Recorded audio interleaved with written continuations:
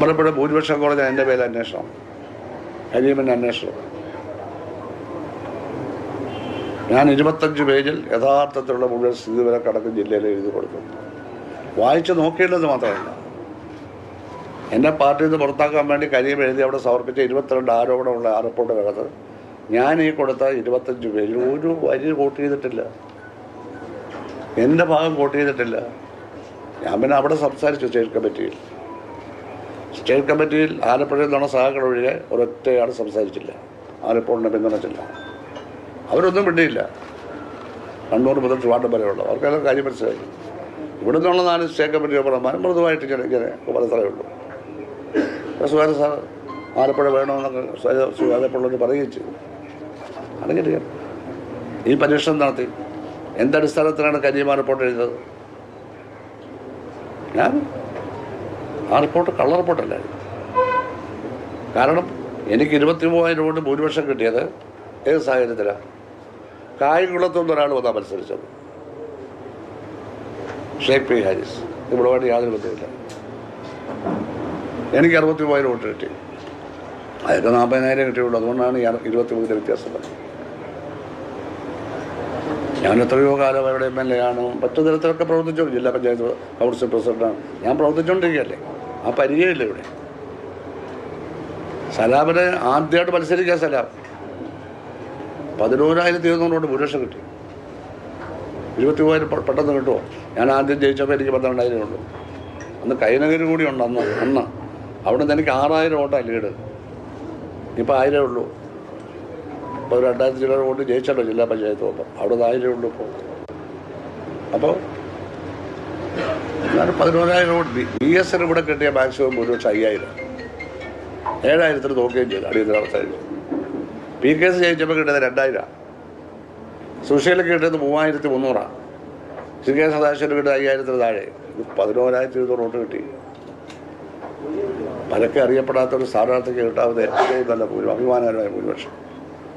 എൻ്റെ പിൻഗാമിയാണെന്ന് പറഞ്ഞാണ് ക്യാമ്പയിൻ മുഴുവൻ അദ്ദേഹത്തിൻ്റെ. എൻ്റെ പേരിലാണ് ക്യാമ്പയിൻ. സന്തോഷം. 19 മേഖലയായിട്ട് ഈ മണ്ഡലത്തെ 19 മേഖലാ കൺവെൻഷൻ ഞാൻ ഉദ്ഘാടനം ചെയ്തു. സ്ഥാനാർത്ഥിയുടെ പര്യടനത്തിൽ 5 ദിവസം പോയി ഉദ്ഘാടനം ചെയ്തു. എല്ലാ ദിവസവും എനിക്ക് വാനക്കുള്ള. കാരണം എനിക്ക് എറണാകുളം, കോട്ടയം, പത്തനംതിട്ട, കൊല്ലത്തെല്ലാം പരിപാടി തന്നിരിക്കാം. സ്റ്റേറ്റ് പാർട്ടി 4 ദിവസം അവിടെ എല്ലാം കൂടെ ഞാൻ പോയി. ഈ ഗണേഷ് കുമാറിന് വരെ പോയി ഞാൻ പ്രസംഗിച്ചു. അവിടെ ഈ രാജീവിന് പോയി 2 യോഗത്തിൽ പ്രസംഗിച്ചു. ഇവർക്കെല്ലാം പോയി പ്രസംഗിച്ചു. വാസവിന് വേണ്ടി പ്രസംഗിച്ചു, വീണ ജോർജിന് വേണ്ടി പ്രസംഗിച്ചു. ഇവിടെ എല്ലാം പോയി പ്രസംഗിച്ചു. അതിനിടയ്ക്ക് ഞാനിവിടെ ഇത്രയും സമ്മേളനങ്ങളിൽ പങ്കെടുത്തു. കൺവെൻഷൻ അധ്യക്ഷൻ ഞാനായിരുന്നു, മണ്ഡല കൺവെൻഷൻ്റെ. ഇങ്ങനെയെല്ലാം പ്രവർത്തിച്ചാൽ ഒന്നും ചെയ്തില്ല. റിപ്പോർട്ട് എഴുതി വെക്കുക. 22 കുറ്റം. എന്താണാവും? അദ്ദേഹം അവിടെ തറവിട്ടാണ് അവരുടെ പാർലമെന്റിൽ 1.5 ലക്ഷത്തിന്. അപ്പം അതിന് കാരണക്കാരാണ്. രാജ്യസഭയിൽ 6 വർഷം കഴിഞ്ഞിട്ട് സ്റ്റെപ്പ് ഇറങ്ങിയതുകൊണ്ട് അപ്പോഴത്തേക്ക് പാർലമെന്റിലേക്ക് മത്സരിക്കുകയാണ്. കരീം കാ ഇത് പോസ്റ്ററിൽ അടിച്ചിറങ്ങി. ആരുടെ മതം പ്രഖ്യാപിക്കേണ്ട കാര്യമില്ല. അവിടെ വളരെ സെക്യുലറായ മുസ്ലിങ്ങളുള്ള സ്ഥലമാണ് കോഴിക്കോട്. ഇന്നും പാർട്ടിക്ക് വലിയ വിജയമുണ്ടാകുന്ന സ്ഥലമാണ്. മുസ്ലിങ്ങൾ ഇവിടെ സെക്യുലറല്ലേ. 72 ബൂത്തുകളിലാണ് അമ്പലപ്പുഴ മണ്ഡലത്തിൽ മുസ്ലിങ്ങൾക്ക് ഡോമിനേഷൻ ഉള്ളത്. 70-ലും എനിക്കായിരുന്നു ലീഡ്. ഷേഖ് പി ഹാരിസിന് കിട്ടിയ വെറും 2 ബൂത്തിലാണ് ലീഡ്. വളഞ്ഞവഴിയൊക്കെ മൊത്തം ഇരിക്കും, പടിഞ്ഞാറെല്ലാം ഇരിക്കും. 2 ബൂത്ത് ചെറിയ ലീഡ്. ഇവിടുത്തെ മുസ്ലിങ്ങൾക്ക് യാതൊരു വർഗീയതയില്ല, ഒരു കാലത്തും ഇല്ല.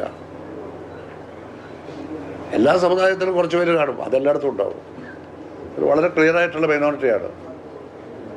ഇപ്പോഴും പാട് എന്നുമാണ്, ആർക്കും ഒരു സംശയമില്ല. നമ്മളവരെയൊക്കെ ആദരിക്കുകയും ബഹുമാനിക്കുകയും ചെയ്യണം. എല്ലാം മുന്നോക്ക സമുദായം എല്ലാവരെയും. അപ്പോൾ ആ തരത്തിലാണ് കരീമിൻ്റെ റിപ്പോർട്ട്. എൻ്റെ പുറത്താക്കാരുടെ ലക്ഷ്യം നടന്നില്ല. എന്തായാലും എല്ലാം കഴിഞ്ഞ് സ്റ്റേറ്റ് കമ്മിറ്റി കഴിഞ്ഞ് എന്നെ ഒരു താക്കീത് ചെയ്തു. ജാഗ്രത പാലിച്ചില്ല. ആയിക്കോട്ടെ, ഞാനും കൈപൊക്കി. ഞാൻ എതിർത്തൊന്നുമില്ല. ഞാൻ ഇറങ്ങി ആലപ്പുഴയ്ക്ക്. ഞാൻ കാറിലാണ്, ആലപ്പുഴയ്ക്ക് പോകാൻ കാറിൽ കയറാൻ നേരത്തെ പിണറായി സാറിനെ ഫോണിൽ വിളിക്കും. ഒന്ന് മേളി വന്നിട്ട് പോകണം. AK സാറിലേക്ക് മേളി പോയി ഇന്നത്തെ കണ്ടു ഇരിക്കാൻ പറഞ്ഞു. സാരമില്ല, അതൊന്നും വലിയ കാര്യമില്ല. സുധാകരൻ കാര്യം നോക്കിയ സമയങ്ങൾക്കറിയാം. റിപ്പോർട്ടൊക്കെ ഇങ്ങനെ വന്നു. അതുകൊണ്ട് ഒന്നും വിഷമിക്കേണ്ട, നേരെ DC ഓഫീസിൽ പോവുക. PKC ഇരുന്ന ഒരു മുറിയുണ്ട് അവിടെ കയറുമ്പോൾ ചെറിയ ആ മുറിയിൽ ഇരുന്നോളാൻ പറഞ്ഞു. തൊട്ടിപ്പുറത്ത് കൊടിയേരിയുണ്ട്, അത് എൻ്റെ അകത്തേക്ക് വിളിച്ചു. ഇത് തന്നെ പറഞ്ഞു. രണ്ടുപേരും എന്നോട് ചോദ്യം ചോദിച്ചു, ജയിച്ചു കഴിഞ്ഞാൽ അദ്ദേഹം എന്തിനായി പരാതി എഴുതിയത്? അവന് എൻ്റെ സംശയത, ഇത്രയും ജയിച്ചു കഴിച്ച് ഈ പരാതി എഴുതിയതിന് എന്തിനാണ് ഞാൻ അന്വേഷണം വെച്ചത്? 35,000 വോട്ടിൽ ജയിച്ച ഐസക്കിൻ്റെ അവിടെ 12,000 വോട്ടുകളെ ഇത്തരത്തിൽ കിട്ടിയുള്ളൂ. 35-12, ഇവിടെ 23-11. അവിടെ നിന്ന് അന്വേഷണം ഇല്ലാത്ത. എല്ലായിടത്തും വോട്ട് കുറഞ്ഞല്ലോ, എല്ലാ മണ്ഡലങ്ങളിലും. എവിടെ വോട്ട് കൂടിയത്? എല്ലായിടത്തും കുറഞ്ഞു. അത് അന്വേഷിക്കാൻ പറ്റുമോ? ആരുടെ കുറ്റം കൊണ്ടാണ്? ഇത് പല പല പരിസ്ഥിതികളല്ലേ, ജയിച്ചില്ലേ, നല്ല ക്രെഡിബിൾ. VS-ന് ഇവിടെ കിട്ടിയ 5,000 വോട്ടാണ് ലീഡ്, തോറ്റപ്പോൾ 7,000. ഞാൻ പറയുക, ഈ അമ്പലപ്പുഴയിൽ അതിനെക്കാളെല്ലാം കിട്ടി. അപ്പോൾ ഇങ്ങനെയൊക്കെയുള്ള പീഡനങ്ങൾ ഉണ്ടായിട്ടും ഞാൻ മെമ്പർഷിപ്പ് ഒന്നും ഒഴിയാൻ പോയില്ല. പക്ഷേ അതെല്ലാം കഴിഞ്ഞു. അച്ഛനും വിളിക്കാൻ തുടങ്ങി. ഫേസ്ബുക്ക് പോസ്റ്റ് തോന്നിവാസം എഴുതുക, എന്തും എഴുതുക, ഓരോന്നിങ്ങനെ പറയുക, ഗവേഷണം നടത്തുക. മുമ്പില്ലാത്ത ഒരു രീതി. നിങ്ങളെന്താ BJP പോകാത്തത്? നിങ്ങളെന്താ കോൺഗ്രസ് പോകാത്തത്? ഫേസ്ബുക്കിൽ പാർട്ടി മെമ്പർമാർ ചോദിക്കുകയാണ്. എല്ലാം കൂടി 25 ആളേ ഉള്ളൂ. ആ പൊളിറ്റിക്കൽ ക്രിമിനൽ 25 പീപ്പിൾ. ആ 26-ാമതൊരാളില്ല. 45,000 പാർട്ടി മെമ്പേഴ്സ് ഉണ്ടെങ്കിൽ അത് 26-5 പേര്. ആലപ്പുഴയിലും അമ്പലപ്പുഴയിലുമായിട്ടുള്ള കുറച്ച് പേരാണ് കൂടുതലും. പൊളിറ്റിക്കൽ ക്രിമിനൽസ് എന്ന് പറയുന്നത് രാഷ്ട്രീയ പാർട്ടിയിൽ കടന്നുകൂടിയിട്ട് ക്രിമിനൽസ് കാണിക്കും.